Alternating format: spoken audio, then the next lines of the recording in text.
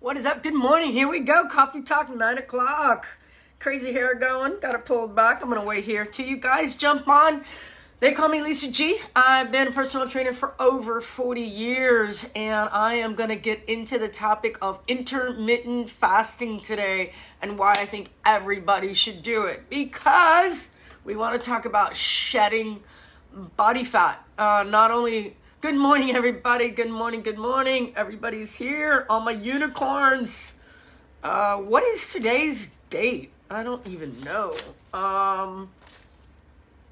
It's the 11th. I don't have a calendar. But good morning, Bia. Welcome. Cheers, everyone. I was just opening my cans of Bia. I had them in a case. The 12th. Thank you. 612. All right, we're going to talk about intermittent fasting and autophagy. I'm going to write it in my book because I like to keep track of everything that we go over, and I'm going to make little field notes. Don Shaw, what up? 12, 13? Is it 12 or 13? I'm going to go with Laura, just saying. She's pretty spot on about stuff here. So here we go. Let's deep dive here real quick. First of all, I went to open my Bia and I used a knife to cut the plastic, and I inadvertently just cut over the top lip of the can, and it just started spraying. So I lost 2 cans. Actually, they were in the sink, so I'm going to recover and put them in a thing and put them back in the... So just FYI, be careful. That was weird. It was like, pew! I'm like, no! Not my Bia!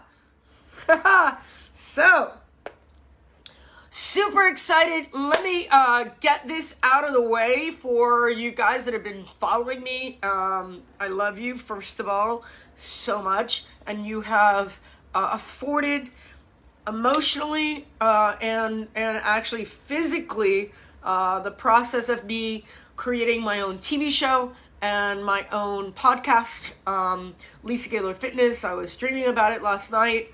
And I really kind of got the concept down. So I'm really super excited about that. I met with the producer yesterday. We went and I did a site check on the layout. So I'm going to be creating 30 days of content, and we're going to put it in the can, and then we're going to repurpose that material and put it out there. Super exciting. Really super excited for the podcast, which... you guys, it'll be kind of like a membership thing, and you guys can jump on and listen to my podcast and listen to my crazy voice. If you guys are tuned into me, it's funny because sometimes I really in the past, I used to have a hard time watching myself, and then I used to have a hard time listening to myself because we never hear ourselves outside of ourselves. So when you hear it, you're like, do I really sound like that? That's crazy. But it's worked for me in my time here on the planet as a human, so there's nothing I can do to change it. I have a lot of people that are like, oh, you should do this speaking thing, and I'm like, yeah, I've been speaking professionally for years, but I've never been trained. They're like, you need to go to Toastmasters and this one and that one. I'm like, no, because they make you conform, and they kind of get you in a box.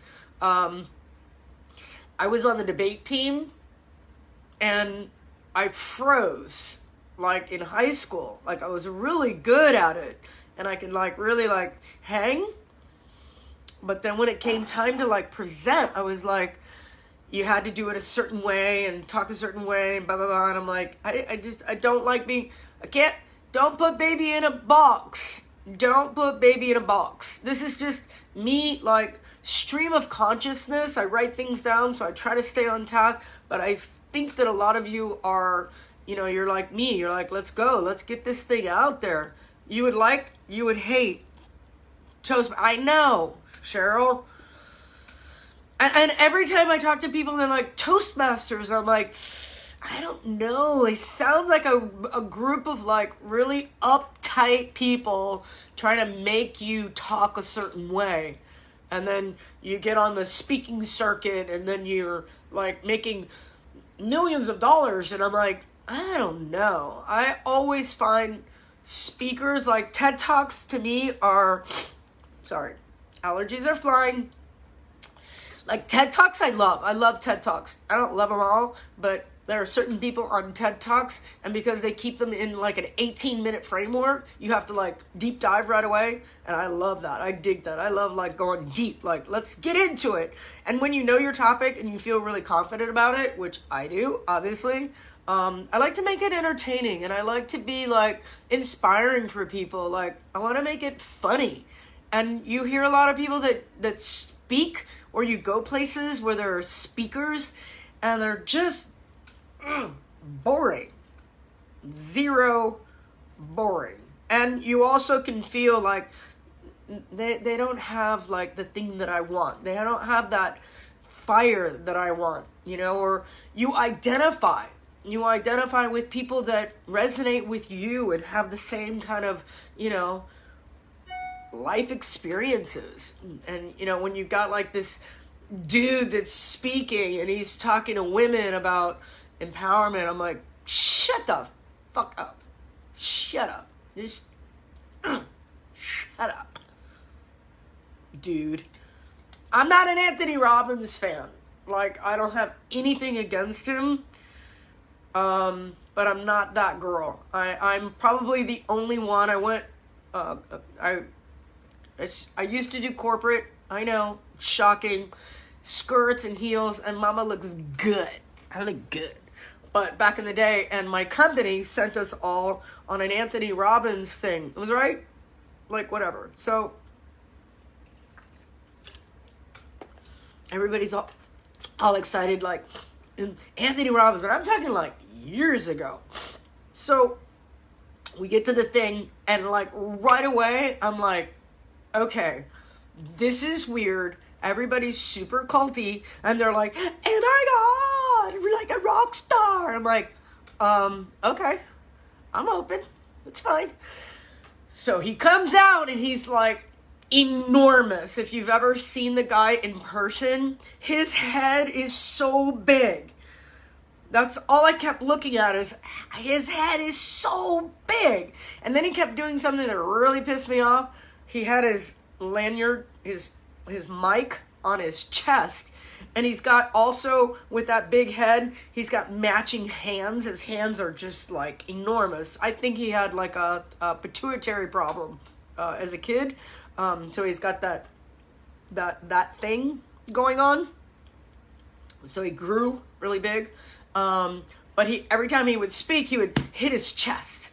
He's like, I'm a winner, right? And he'd get the crowd like fired up, and he's like, repeat after me, rock. And I was like, all I could do to just like, if he does that one more time. Well, not only did he do it one more time, I realized it was his thing, and he still does it, but I think it's like a bad habit. So he puts his mic here, he hits it, so it booms, and you get like, So yeah, you know, rah, and go turn to the person next to you. And I'm like, you know, I'm like an introvert, right? I get fired up too, but I'm like, I don't really want to talk. I don't really normally like this person as it is, but really I know.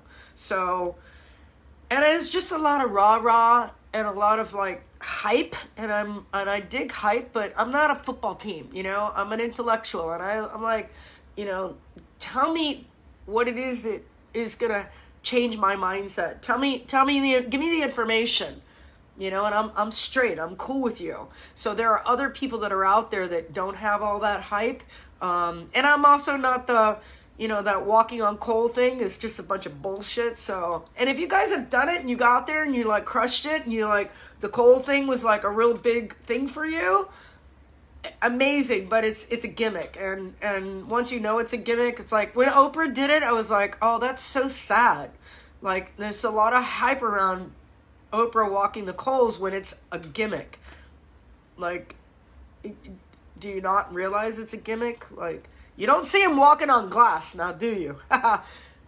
Okay, I digress. Now, enough of beating up Tony Robbins. Listen, the guy's doing something right because he owns an island and I don't. right? Think about it. Anyway, back to you guys. We're going to get into intermittent fasting and autophagy. I know Laura right now at this point, and probably Deborah, are like giggling, going, oh my God, somebody said it. I love when people are like full of hype, like so full of hype. So like, like, oh, this person, like I want that hype. I want people to be like, you gotta do Lisa's Mindset Reset. Like, if you're doing anything right now, go sign up for Mindset Reset. That's what I want you guys to do, is like put that out there and go do Mindset Reset. And hype it out to like 1 million people, so that I can just be here with you guys every single day and hype you and get you organized and get your mindset reset to like crush your goals. No more sitting around and being like, wah, my goals, wah, my goals, wah, my goals. I know somebody's going to write, wah, my goals, right? But you need to get that, like, get your ass in gear. And we're not talking about coronavirus. We're talking about, life in general. Like, what are you doing? People, when you give me, you give me questions and you ask me things, and I'm like, just do it. There was a Bob Newhart there was a piece on, I think it was, I don't want to say in Living Color or Mad TV or one of these comedy shows that I saw, and they brought him on. It might have been Saturday Night Live, and Bob Newhart was playing was it Bob Newhart? Was that his name? Laura, help me out here. Cheryl, help me out. He was playing the character of the doctor that he played in the Bob Newhart show. Was that his name? Anyway, so the comedy skit went something like, the patient comes in and sits down, and so he's the therapist, and the patient's like, whatever, some, problem, and the doctor, Bob Newhart, goes in all of his, the way he was. If you guys don't know who I'm talking about, go look it up.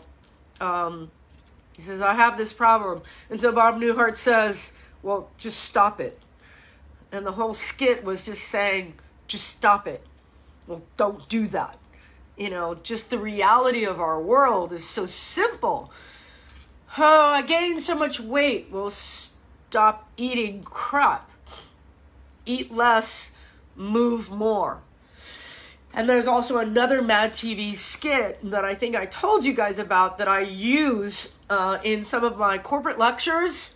And I put it up because I think it's so simplistically hysterical. And it's just this simple. The girl comes on, and I think she's watching TV. She's from her kitchen. Excuse me. And the TV is going, eat less, move more. And she goes, that sounds like a trick. No, ma'am, eat less, move more. Well, how much is it? Well, it's free. All you do is eat less, move more. Well, that just sounds like, it sounds really difficult. No, ma'am, it's actually really easy. You just eat less, move more. And so that's how the skit rolls out. And I always remember that, like, giggling, going, that's my job. That's what I do for a living. I tell people to eat less and move more. And that's the science. It's so simple, but we complicate it. We get in our own way. And what today about intermittent fasting and autophagy is just introducing to you guys different patterns of eating. We went through this the other day, and different patterns of eating are also, they're normal for us, but we've gotten ourselves into eating a certain way. Our culture will drive us. And if you go back, I would even say, let's say 100 years. And 100 years is like a split, And that split of a second is basically saying how did we get here? Let's reverse engineer where we are. Reversing the engineering of how we got where we are, eating what we eat, when we eat, why we eat, and why as a culture and as a nation we've put on so much weight. And I'm looking at it from a standpoint of my hormones are changing as I've gotten older. Now, how do I reconcile with this weight gain?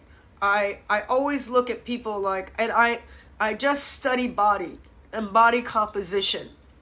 And I can look at a super high performance athlete. I'm like, what are they doing that makes their body look the way that it does? Whether it be, let's say a marathon runner. I look at high level marathon runners. And if you look at their bodies, you're like, okay, skinny upper body and like zero body fat, strong legs, right? Well, because that's what they do. And then you look at a triathlete, which is more of a balanced body, a little bit stronger upper body. But then you look at a power lifter, boom, heavy, right? Body weight, power, because I need more muscle to do powerlifting. I need less muscle to do that marathon running. And the heavier they are, the slower they are. Look at these beautiful Kenyan bodies. I'm fascinated by structure and form and function. And one of the things I say to people is, look at the best bodies in the room, look around, and watch what they're doing. Watch what they're eating. Watch how they're eating. And we've gotten ourselves into this breakfast, lunch, and dinner thing, and it's really, really messed us up. And it messed us up early on, and it messed us up in grade school. Grade school was like, y'all remember grade school? I said y'all. So what? I love the word y'all. My mom, not so much. Y'all. I'm a Southern girl. What? Grade school was, and I remember my mom, this was the cutest thing ever, like vivid. My dad had these things that he'd put in his, like, handkerchiefs, right? Little handkerchiefs, little cotton handkerchiefs. And my mom would take one of my dad's cotton handkerchiefs and put, it was like 40 cents. It was a quarter, a dime, a nickel, and a dime, right? A quarter, a nickel, and a dime. And she'd put it in the middle of the handkerchief, and she'd tie a little knot and put it in my pocket. And I love that. And I always remember that as a little kid because that was my lunch money. Or breakfast. Breakfast was free. I remember breakfast was free. And it was a thing of milk and some kind of pastry like that, or a cereal box. A little box, right? And then a milk. And so that was your breakfast. If you got to school early enough and you could get breakfast. And then it was lunch. And then I would take my little handkerchief out. Boom, right? What's up, Robert? Is in the house. What up? Marion, welcome, you guys. And then lunch, then it was dinner because you go home, mom would fix dinner. My mom was like a 3-job mom. So, you know, those were like the main food groups. And then as a kid, I remember always being hungry. I think I was always starving to death. Like my metabolism was so high and I was so skinny. I was like, I just couldn't pack in enough calories. But I didn't realize that as a kid. I realized that as I got older, like my body needs calories at the level that I'm at. Excuse me. So when I made the decision, I was 16 and I was already a high performance athlete, martial artist. I was already like getting into marathon training. But I was, as a full-time martial artist, I was competitive, very high level competition. I was training like 5 hours, minimum 5 hours a day, like that. So I was sparring for hours. I would go, into the dojo And, we'd do our regular training. I would do Makiwara training. If you don't know what Makiwara is, just look it up. But we did a lot of Makiwara, a lot of Kata, and then we'd spar. And I would spar, if we had 30 students, I would spar every single student. So that could take, in excess of a couple of hours. And that's how I was raised. So, I'd spend 5 hours in the dojo, and I would come home and just inhale. My uniform, my gi would just be soaked, and probably lose at least 5 pounds every single training session. So that's how I grew up. But there was a point in that process where I also I started clicking over the quality of my food and recognizing that there were certain types of foods that I didn't enjoy. And I really started recognizing fast foods or burgers and fries or milkshakes or things like that were just not good.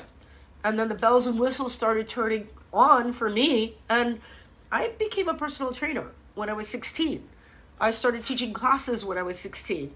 I was working for a gym called My Fair Lady. It was in Coral Gables, and I was here I was at 16 with the waist belts. Yeah, for real. That's how long I've been training. And the ladies with all the blubber and fat, they would sit on those wooden roller things that would spin, and I would giggle. I would look at them like, wow, that's crazy. That's doing absolutely nothing for you. And they would fight. They would fight over those little rolling machines. And then they would fight over the belts. And then I would see them with the belts here, the belts on their butt, and then the belts on their neck. And I'd be freaking out. And so at 16, I was the first person to introduce weights, hand weights, in a class. And if you guys, I grew up, I was handed the baton by someone by the name of Paulette Bethel. And I thank her to this day that she gave me that open door and taught me about weight training and music and choreography and Let's Crush It. And Paulette was way before the Jane Fondas and all these people that are now doing body sculpture. She's the original body sculptor, and that's who I got my training from early on. And it worked for me because I was like, oh, 3 pounds? Yeah, that hurts like crazy. And then I went into, from Paulette's studio, I started teaching. She's like, hey, you're going to be in Studio B tomorrow. You're going to start teaching, blah, blah, blah. And then as a young girl, again, I was 16, and my head just flew off, and I was teaching, 50 women back then weight training and sculpture and HIIT training. HIIT's not new, guys. Body sculpture is not new. I've been doing it since I'm 16 years old, 40 plus years. But what I learned also was this eating thing, and eating less and training more, and how to do it, and then little by little getting rid of all the junk. And the junk was milk. Milk was like the big thing for me, because milk for me in my body, and I love when people tell me, they go, yes, I'm lactose intolerant. So I'll still drink milk that is washed down and pasteurized, which is just white water from a cow. So why don't just drink almond milk? Just saying. 9:25, let's get in it, guys. Here we go. Intermittent fasting. If you have a pen and paper and you want to write this down, I'll give it to you. I'm starting group number 2. We already have about 10 people that are signing up. And group 2 is now turning into a 30-day intermittent fasting group. I was going to put it in as a 5-week reset, but I've got a 5-week reset going on right now. But now we're going to go into an autophagy and a fasting group. This is really what people are asking for. So if you want to get into group number 2, drop me a comment below. I'm giving away a 50% discount in group number 2 for intermittent fasting, and I'm going to teach you guys. But I'm going to give you guys the outline today. But I want to do something that's a little bit different than intermittent fasting, and this is how it rolls out. Let's say, for example, it's Monday morning, and I did this with my group already, but I want you guys to also kind of follow along. It's a little confusing at first, but it'll make sense if you follow, and I'll do it a few times. It's Monday morning, and you have breakfast, and then you have a lunch, but you're going to skip dinner. Now it's Tuesday. You're going to skip breakfast, you're going to skip lunch, and you're going to have dinner. And we're going to repeat that cycle 3 times. And it's going to look like this. Breakfast, lunch, no dinner. No breakfast, no lunch, dinner. Right? Breakfast, lunch, no dinner. No breakfast, no lunch, dinner. I'm just going to repeat that cycle. So basically what you're doing is you're taking a 24-hour window and you're moving things around. So intermittent fasting works very similar. That's just a switch. But intermittent fasting is saying in a 24-hour period, let's say, for example, I go to bed at 9 o'clock. If I go to bed at 9 o'clock, I allow my body to... Did you all hear my stomach growling? Because it's really important. I want to talk about growling, which is what just happened. Because I'm not hungry, but my body is triggering... I just giggled. My body's triggering my brain to eat because it's what it's supposed to do. Only because it's what it's trained to do. But if I allow my body a minute to reset, if I went to sleep at 9, I'm going to wake up, and I usually wake up when the sun comes up, I'm up. Sun's up, I'm up. So let's talk about that as circadian rhythm. All right, sun's up, I'm up. My metabolism is up. I go down, I have my coffee. I get a lot of work done, and then from here, I don't eat until after 12 or after 11. So it's been 12, 13, 14 hours, sometimes 15, 16 hours. So I take that window, let's say between 12 and 4, it's a 4-hour window, maybe 6 o'clock or 8 o'clock, depending on your... I say you guys have to learn how to fast. So I leave an 8-hour window open. You only eat between 12 and 8.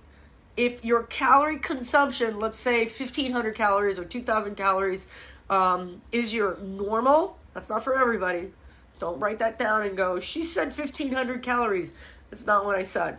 If you guys want to learn one-on-one, send me a message. I'll send you my schedule. That's what I do all day long, is I coach people how to fast, how to intermittent fast, what's right for you, what works best. We have a 5-week challenge going on. If you want to jump in or you want to jump in the next group, just send me a message. Let's get you going. If you're struggling with losing weight, most of you guys are struggling for the obvious reason. You're just not organized and you're not accountable. You're trying to willy-nilly yourself back into shape, and it's not happening because you need a coach. And the obvious is, why not have me? You can have anybody in the world. Why not have me?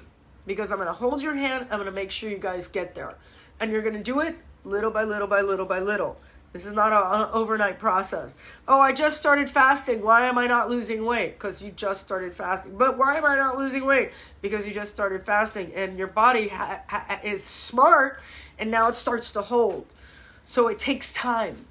You have to do it over and over and over. So if we think about fasting in that 12 to 8 period, I say, get all your calories in early so you can actually digest those calories before you lay down in bed. Make sense?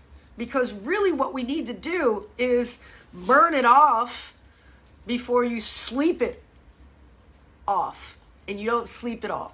There's nothing worse than having a belly full of food and then you lay down and you get, first of all, it starts rolling back up into your throat and you get acid reflux, right? It's stupid. It's stupid. It's stupid. And you're not stupid, but you just haven't been taught.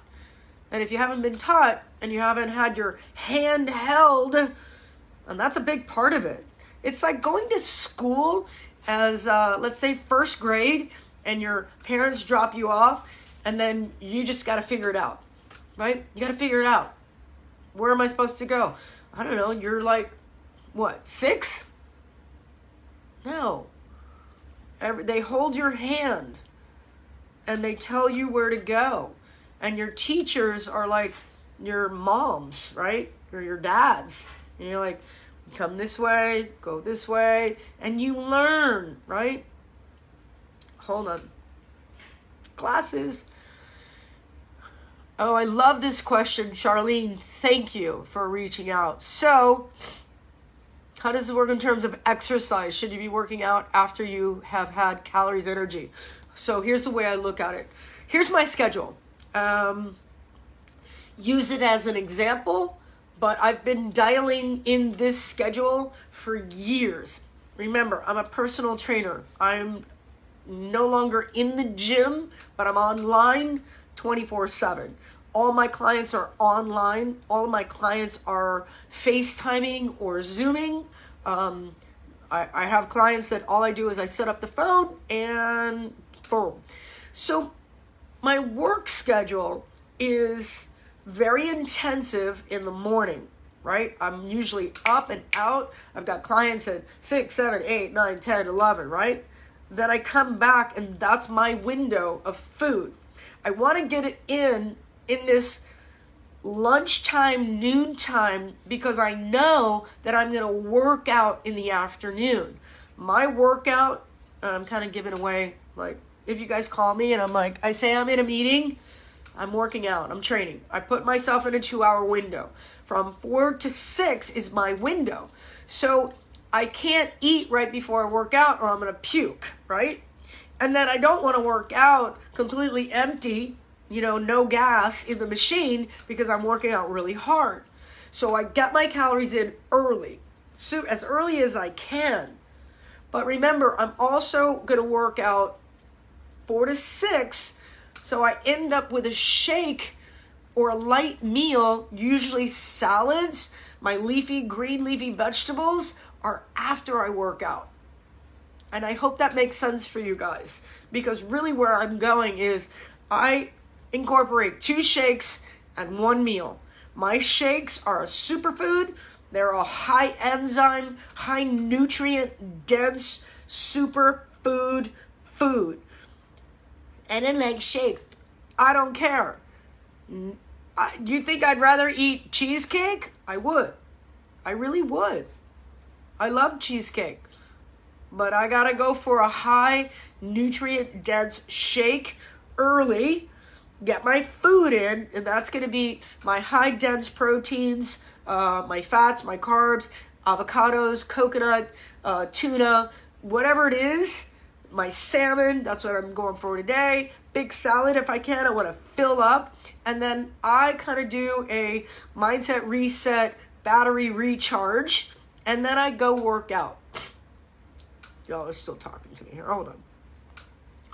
When do you work out? My main meal is dinner. In the morning, I'm usually drinking coffee, and in the middle of the day, I have water. Blah, blah, blah. Okay, so cool. Michelle, you guys remember, you're dropping me comments, super cool. But if you want to get like really intense and get this all dialed in, drop me a comment below and put in the comment today, reset. And then I'll send you my calendar so we can kind of get through it. But again, let's go through my schedule and see how that works for you guys. Again, I can dial in your schedule around you. A lot of you will say, I like to eat later. And I say, after 8, no bueno. no bueno. No bueno means you're eating after 8, and it takes the body a minimum of 4 hours. I got you, Michelle. It takes a body a minimum of 4 hours to just start to break down what you guys are eating, right? Let's say you ate at 8, 9, 10, 11, midnight. Holy crap.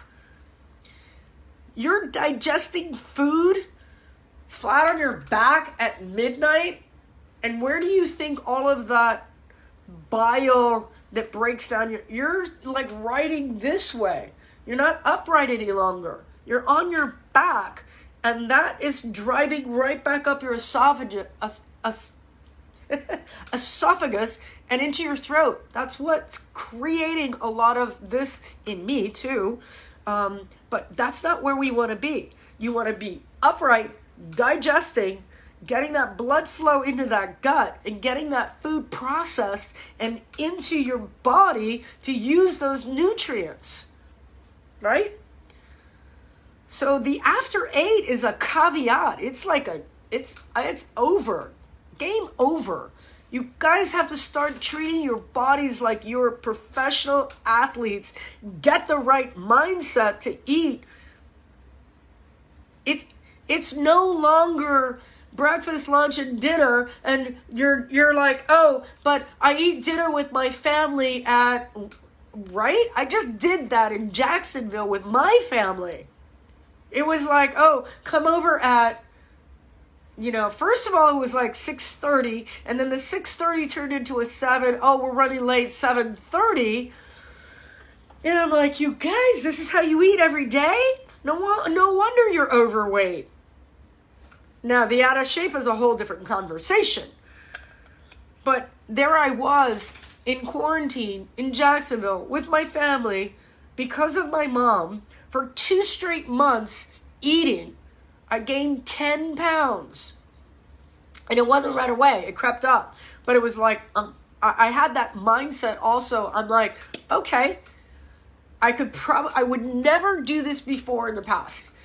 I would never do this in the past where I was going to try to eat like other people do. And it's like, because it doesn't work for me. And I'm like, oh, well, here I am. I'm stuck with you guys. And so I'm like, you know what? I'm not even going to bitch about it.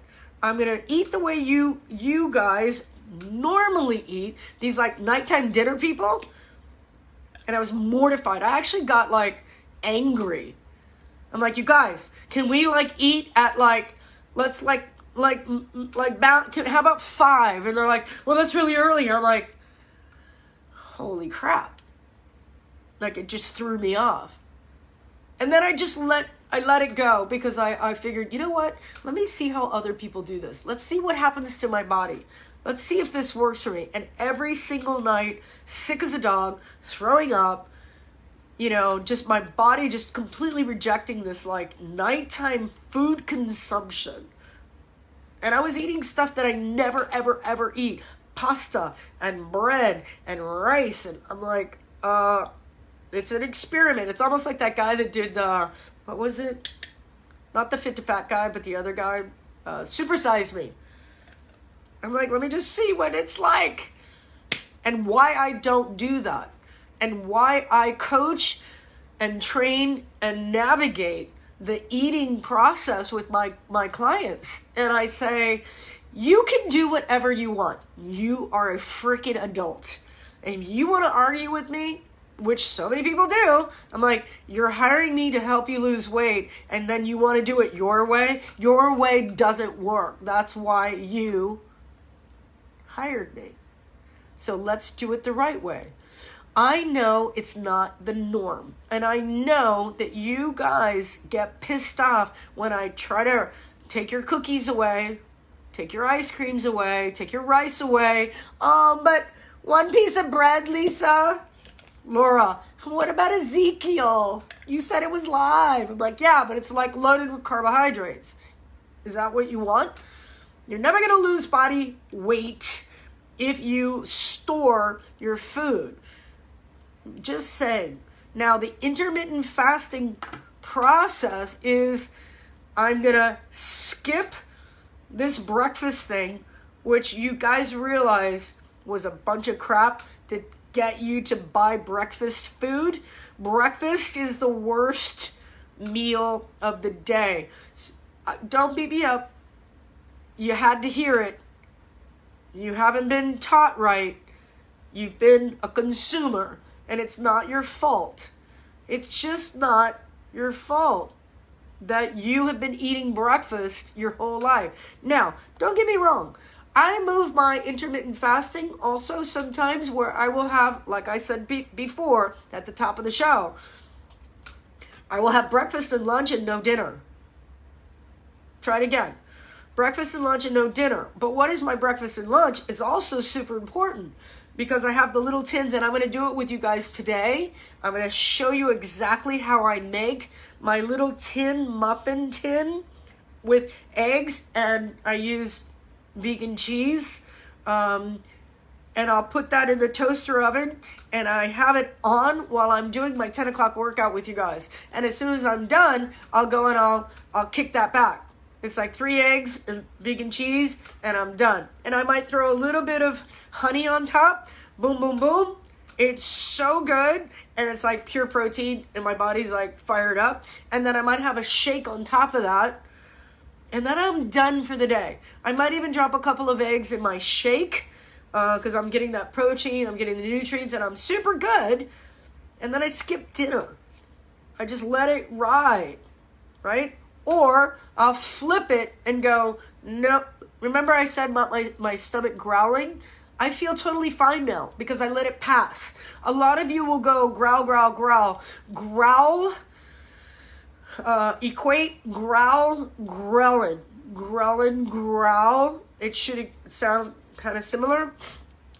But the body is sending me information. It's an information highway. My gut is an information highway. And that's why we are evolved and we're smart. And you go, oh, food. You're awake. Food. Go hunt food. But if you let it pass, it goes away. Get out. Go for a walk. Get some sun. Get some sun on your skin. Absorb it into your body so your body can process that. Okay.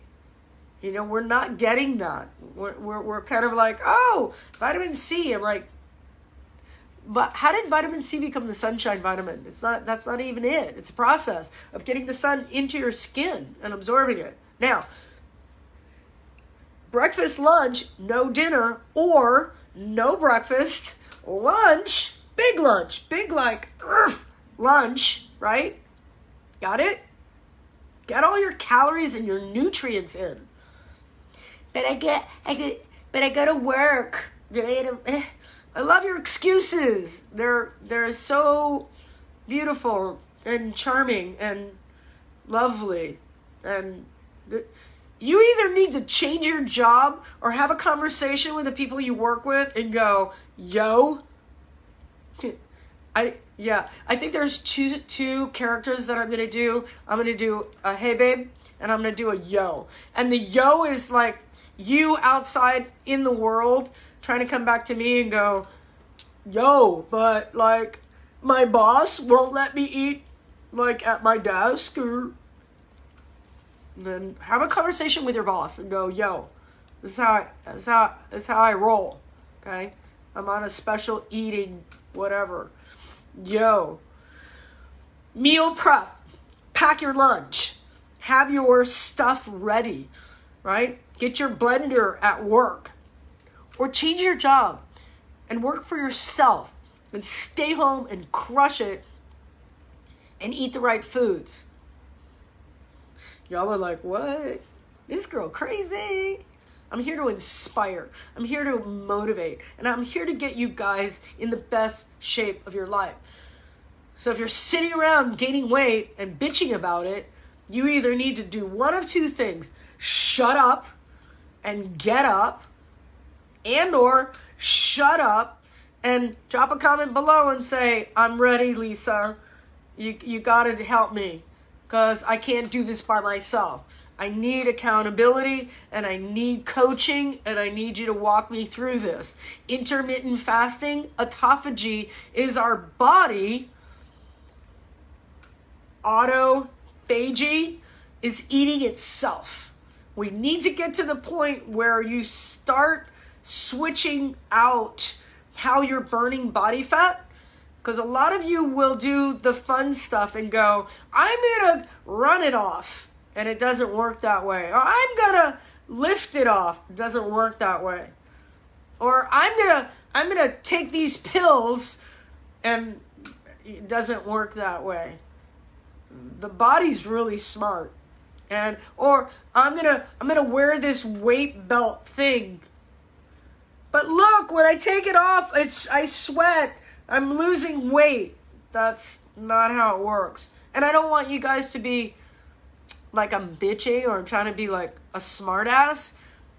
But I've been doing this way too long, and I've gotten so many results of thousands and thousands and thousands of people that have followed my nutrition and my plan. Eat less, move more, autophagy, changing the schedule, mixing it up, becoming a nomad, becoming like a warrior. We just have so much temptation that's out there. Gigi, what is up? Welcome. Hottie in the house. We have so much temptation. Our lives are so easy. We're so spoiled. We've evolved to the point where we just sit and lay and chill. That's our game.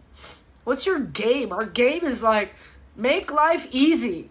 Make life easy. Like, sit more, rest more, do less, make more money. And then what? You're still overweight and out of shape. You cannot trade health for wealth. Let me repeat that for the people in the back. You cannot trade health for wealth, because health loses every time. Yeah. Your health will lose every single time. And that wealth that you built up, and believe me, I have multimillionaires that hire me to get them into shape. And I'm like, yeah, bro, you're like fat, bro. You're fat. Yeah, well, I work really hard. I'm like, yeah, but you're absolutely like dead. You're like dead man walking. They say that in prison, dead man walking, right? It's like, because you're like heading right down that pathway. And then you're going to leave your fortune to your kids who did nothing but sit around and be lazy. It's just getting your head right. That's all. Just getting your head wrapped around the concept of getting out and moving more and eating less and eating right. Yeah, Gigi, you're right. There's no fix. The fix is getting it together and having a support network and being accountable. So you got to drop me a comment below. Get in on this. DM me. Whatever you have to do. Don't wait. Don't think about it. Make it happen. Make it happen for yourself. What has been holding you back from getting in the best shape of your life? Is your eating off? Are you using intermittent fasting? Is your body eating itself? Autophagy is about eating itself. If we think about fuel, and the number one fuel source in our body is our sugar, right? And I'm going to keep it very simple, right? Sugar, right? It's in abundance. Fat is that. That's that that's that pure gold fuel source. But a lot of times our bodies are storing, right? Because our bodies are smart. When we were hunter-gatherers and we went after food, we weren't eating processed food, right? We weren't. We were going after, that high, where in the organ meat, right? Which is why our brains have evolved.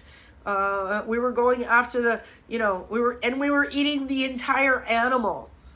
My vegans on here, we need to kill the animal. All right, well, don't. It's hard. I'm not saying meat, but I'm saying we're smart foods, good, solid based foods. I'm a high fish, high salmon eater myself. No Dorito tree. Whoa, Laura, I love that. Yeah.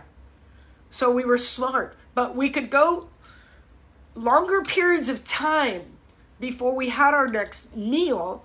So we had to be smart about what we were eating. High fiber, right? And eating the entire... So I want to teach you guys how to burn body fat. And again, I have a lot of people that will come to me and they're like, oh, I need to do more cardio. My girls are obsessed with cardio. Like, you can't run a bad diet. You can't Stairmaster a bad diet. You can't Zumba a bad diet. You just can't. You just can't. It just doesn't work that way. In 40 years, when I see these bodies day after day after day after day, year after year after year after year, that never change. Cardio. What are they not doing? What's the formula? I got to build muscle. I got to get stronger.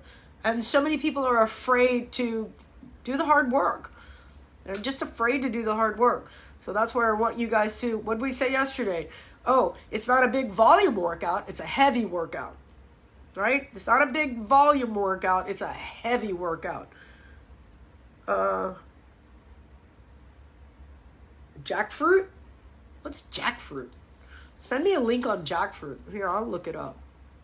Hold on. Jackfruit. Catherine, what up? Let's work smarter. Changing your diet is the smarter part. Jackfruit. Hold on. Oh, that looks good. We have jackfruit here?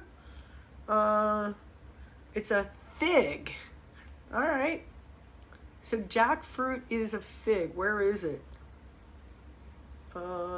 Kingdom Planté. All right, I'll check out why jackfruit is bad for humans. Hold on. Certain people are allergic to it, especially those who are allergic to birch pollen.